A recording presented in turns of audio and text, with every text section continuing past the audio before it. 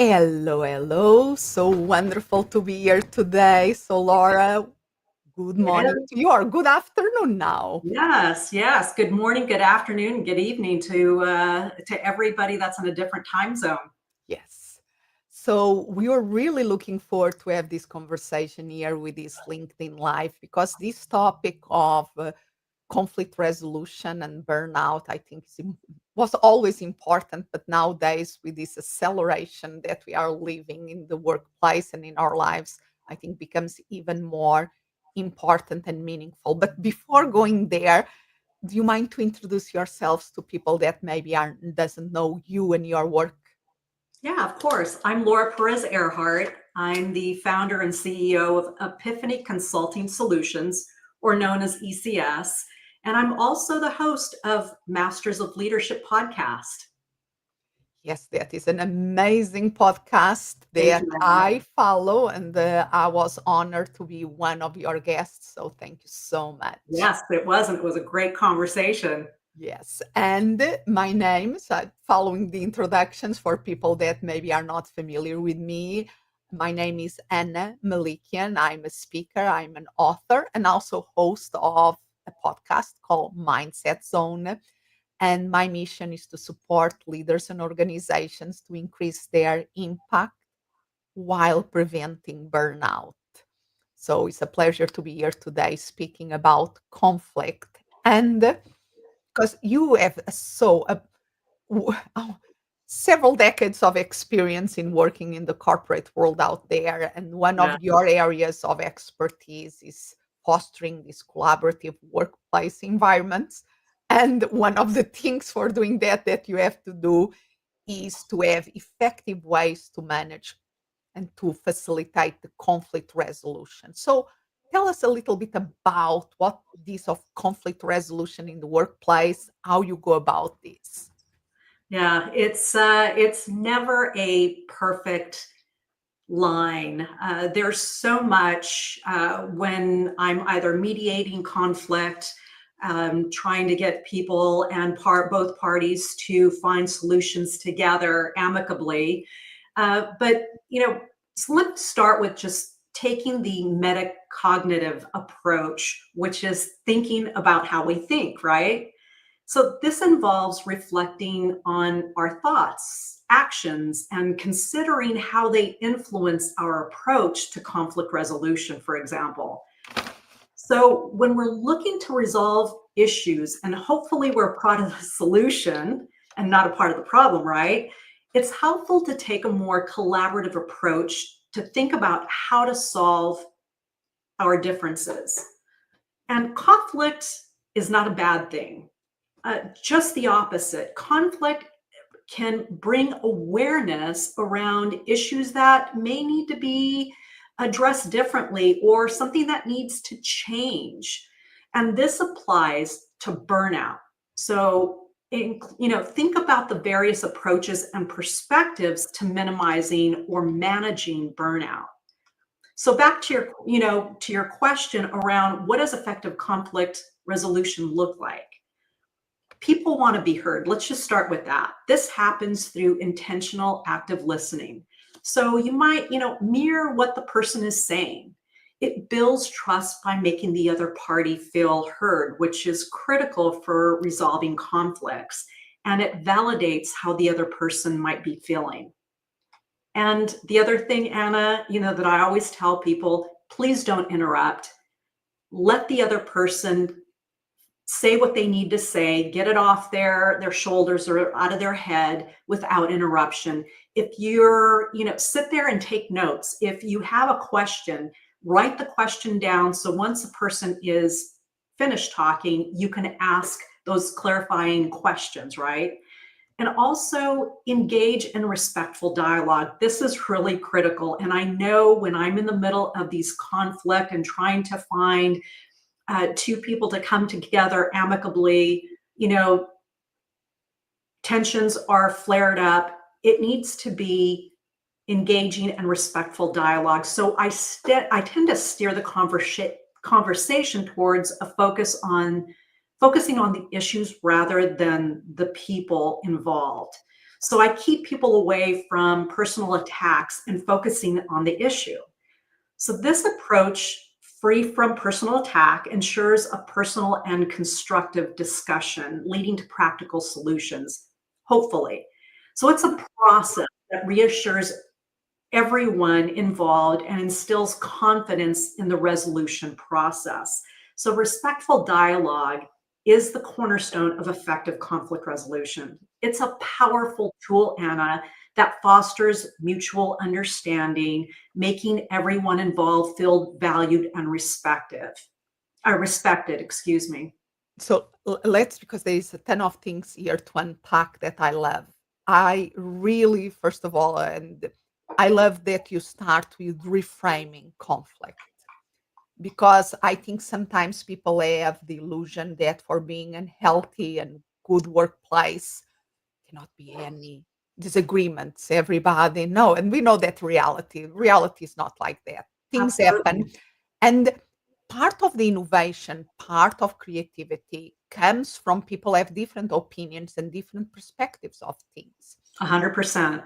The problem and a lot of some of the dynamics that create burnout is then when the conflict is becomes a personal and becomes disrespectful, and then there is no room for dialogue. It's just people trying to make their point of view be the point of view that is going to be taken off, that is a winner, and they forget they forget to hear the other people. You are emphasizing so much the we have to listen to people is and so important from the wellness perspective, of the mental wellness perspective, be seen as an individual, be respected, be heard, and be part of the contribution to a solution of a problem, and makes people more engaged. That is one of the best recipes to burnout prevention. Absolutely. 100%. So, and you are correct. When I'm in the middle of this mediation, whether it's high level people at the top of the house, senior executives, or a team, you know, to your point, people are caught up in the moment. They have a point that they want to make. They want to be right. But they can be right, they can make their point, but at this junction, this is where they need to just step back a minute, take a breath, and wait for the other person to express their concerns, express their point of view. But also, Anna, the one thing that I do want to add is, since we're talking about a bit of aggression, or when people just they're determined to make their point, I really do emphasize that people be assertive. Definitely express your needs and your thoughts, your feelings clearly without aggression. So this promotes honest dialogue and it helps parties to address their concerns directly.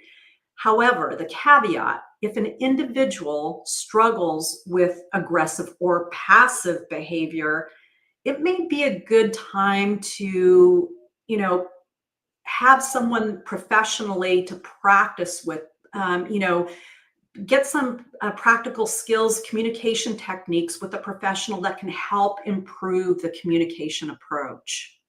So I think really helps for people that are listening to our conversation to visualize this. Can you, of course, respecting the privacy of the organizations that you are working with, and even if it's a composite of different people and different circumstances, but give us a typical example of a company that brings you in because they recognize that something that is not working, and how do they phrase that problem. So let's start with that. What is the typical situation that people, oh my gosh, we have to bring Laura in? Yeah. So at times, they do it after the fact. So when everything has already exploded, and so it's literally working backwards, meaning fact finding. I do a lot of fact finding, asking a lot of questions. So that's the first priority, is understanding how this surfaced, what started this issue. And at times, Anna, what I find when I'm in companies, the issue can start 5-10 years ago. But tell us a typical situation where things really explode or come to the surface in a way that they say, oh my God, okay, we cannot keep going this way. Let's bring an expert to help us. So unfortunately, at that point, when things have exploded, the company may be trying to avoid litigation. And potential, so there's potential lawsuits. Someone has filed discrimination. They've hired an attorney, and the company decides, this has gone too far. It's way out of our control, and it's way out of our expertise. So I may get a call from the VP of HR. I may get a call from their corporate attorney. So at that point, we come together to help me understand what's going on. And then the steps moving forward is my investigative process to ask those questions and do a lot of fact finding before I actually start talking to both of the parties to get their perspective and point of view. And I find fascinating, because here we are speaking about the relation of these conflict situations with the burnout. One of the things is usually when people ask for help is when they are in full burnout, when they lose an important person, that just present their resignation and say, I'm done with this. I'm going to take time off. I cannot, they already are in full burnout, and it's much more limiting the things that we can do. And if we are brought in when the situation is not that extreme, we have much more room to maneuver and to do things. And so in ideal scenario, now going back to you and your experience working with organizations, in the ideal scenario, when should they bring you in? They typically bring you in when there is something that already is involving lawyers or potential lawyers, HR is involved, they go to their contacts and, oh my gosh, it's time to call Laura. But ideally, when will be the best time to bring you in?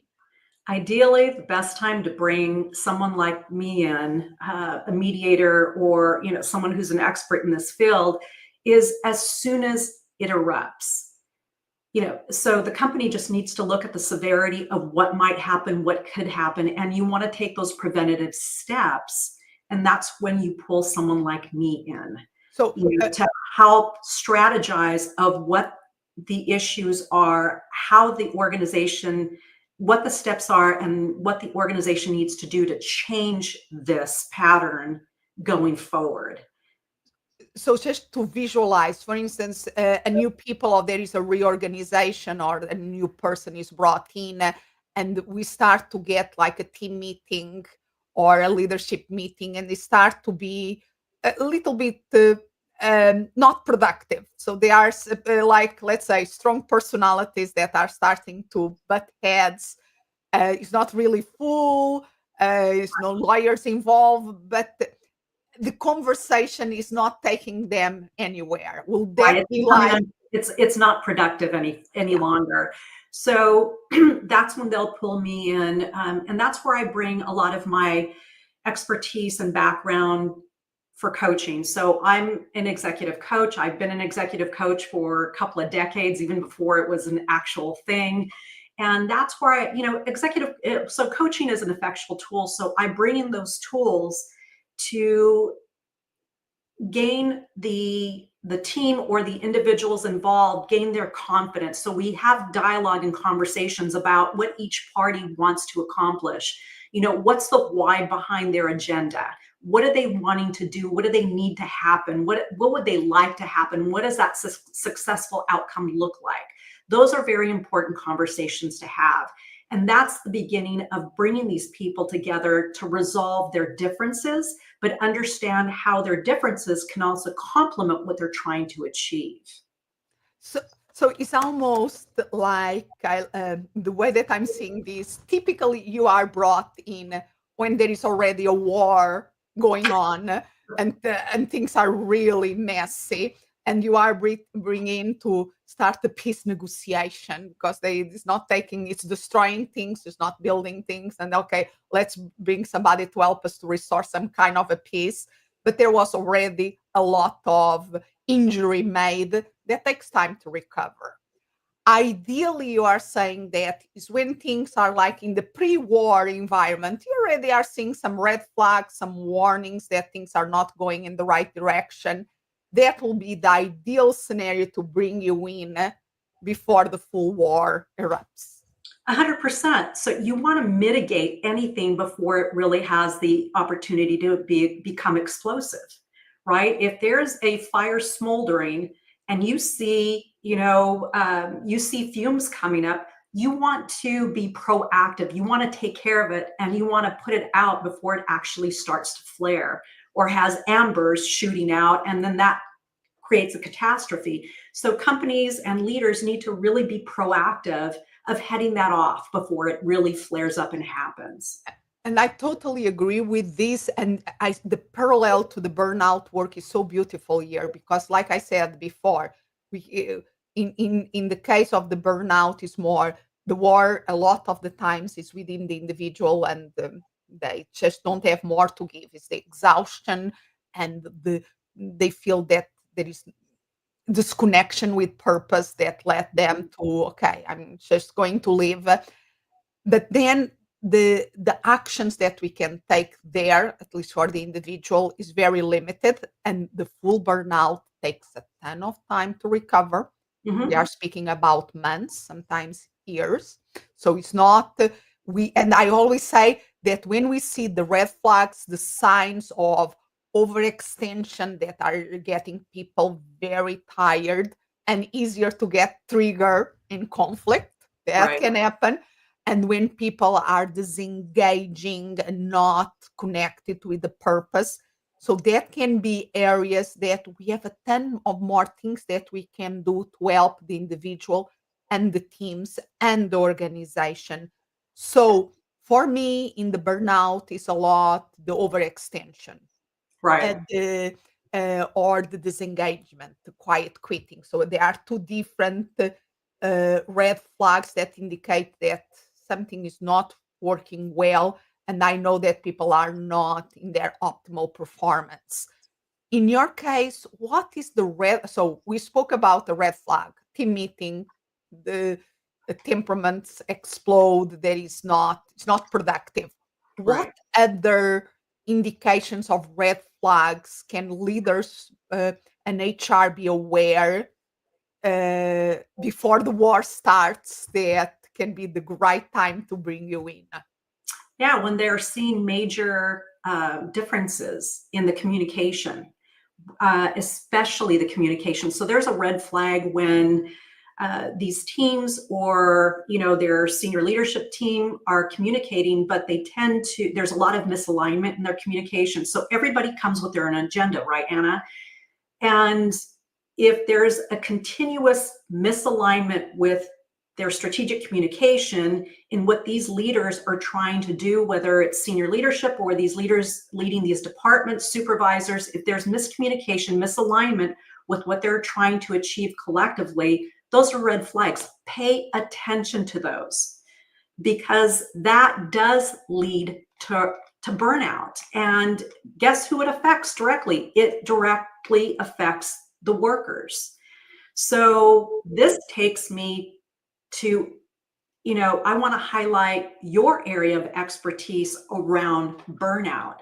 And when miscommunication happens consistently and there's a lack of effective communication along the pipeline, this is going to be exhausting, because the workers are the ones trying to complete the work. And if the communication is mismanaged by leaders, and each worker is hearing a different directive or a goal, and it's not making sense to that, they're going to burn out.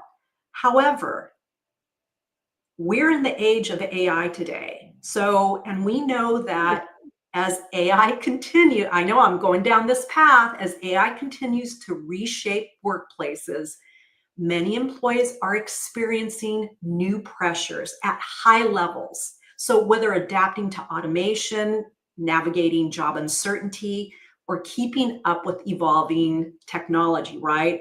At the same time, leaders face, beyond the communication challenges, the AI challenge in maintaining team morale, preventing burnout, managing conflict, which arises from these rapid changes. We know that. So given this, talk about the ways, Anna, you see conflict and burnout affecting workers in the AI age. And this, this is a That's a fascinating, lot.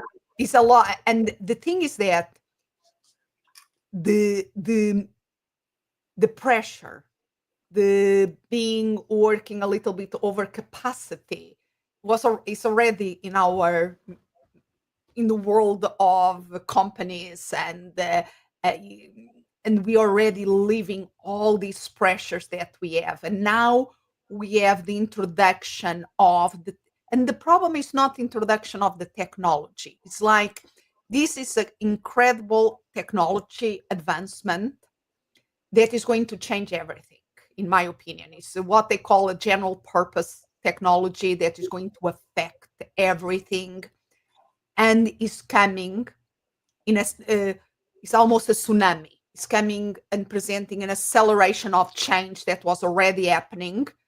And this is even, how do you say, it's like you don't have any breathing room, and then even more change is coming. And if there was already conflict brewing, and then you bring an acceleration of change, things are going to get crazy. And possibly you probably work in your professional life with the mergers and acquisitions that are situations that create accelerating change and stress, and conflict that maybe was under the surface erupts because people, how do you say, it's like and this is the thing that takes me to the core of my work, that is self-leadership. A lot of the work to adapt to this change and to be able to harvest the potential of the technology, things like AI and automation, to the betterment of the workforce of the company, is about us being proactive on this and not reactive.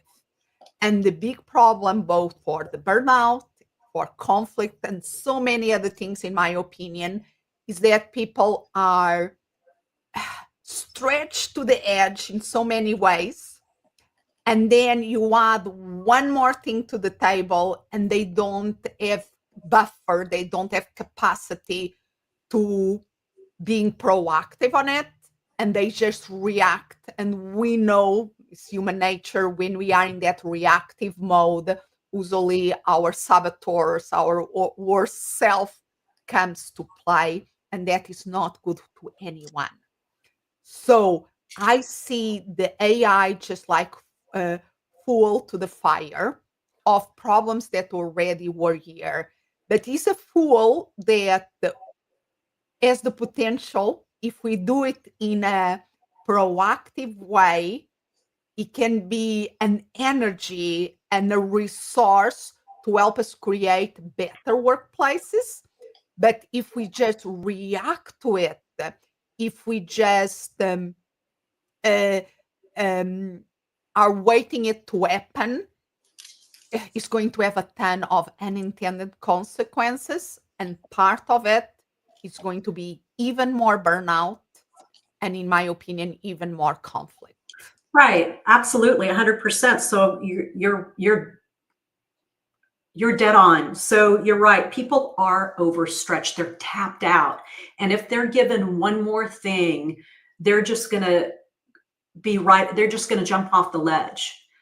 So AI, there's so much conflict and so much going on around the use of AI, and also the fears around, and I hear this often from clients and their staff, is, their fears, clear and their realistic fears around, is this going to replace me? Well, it's only going to replace you if you don't learn about it, if you don't, if you're not educated. So don't be a victim to it, get educated. So there's educational courses out there constantly. Get your employer to sign you up, or find these courses and tell your manager, where you found them. Get them to sponsor it and get out there and educate yourself. But since we're talking about this being tapped out, Anna, what are some ways, talk about some ways that you work with clients to get them to be proactive? What does that look like for them? How do they do that? A lot. Okay, let's give a concrete example. And I love what you say. We need more education about AI. We need to be able to request more information about AI, because in terms of the workforce, what we know that will happen in the near future is not the AI and this technology is going to replace immediately some jobs. That can happen in the future. I'm not going to deny that. But we know that immediately what is going to happen is going to replace people that don't use AI with people that know how to use AI in an effective way. That is going to be the near future here. So getting education and get reskilled on this is really important, and we can ask it. And at the same time, imagine they ask for a training, they got approval, they get the training. Some of these trainings feels like you are getting, is what is the expression in English? You are drinking from a fire hose. A fire hose, and sometimes from a fire hydrant. Yes, it's really, whoa, oh my gosh, it's stress inducing. Even Right. me, I love technology. I'm from humanities, but I'm always in the edge with the technology and learning new stuff. And I fully embrace AI. I see a training and I feel my heart beating fast because there are so much information, so much speed. And every week there is a new tool and you cannot keep up of all the tools that are out there and that are emerging every day. Is humanly impossible. So it's like the wheel is spinning and spinning fast. So how can we do as human beings is reminding ourselves of the groundness of going to the center of the wheel can be steady. And if we manage to find that groundness in our values, in our purpose, in our mission, and just step a little bit back, almost like that sage in us, go to that space that allow us to see everything that is happening around us, that allow us to have perspective. Yeah. And then maybe see things that other people are not seeing, and accepting, be gentle with ourselves. I cannot know everything, and that is okay.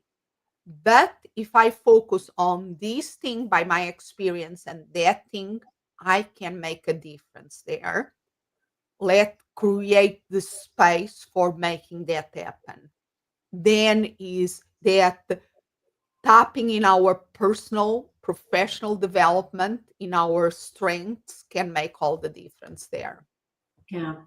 Yeah, absolutely, Anna. I'm with you there. But, leaders in these companies, big, small, medium-sized organizations, really need to take the lead in, like you say, taking a more proactive approach, learning about what those new approaches, existing approaches that are out there that are workable based on their industry and their company, of course. So, being able to tweak those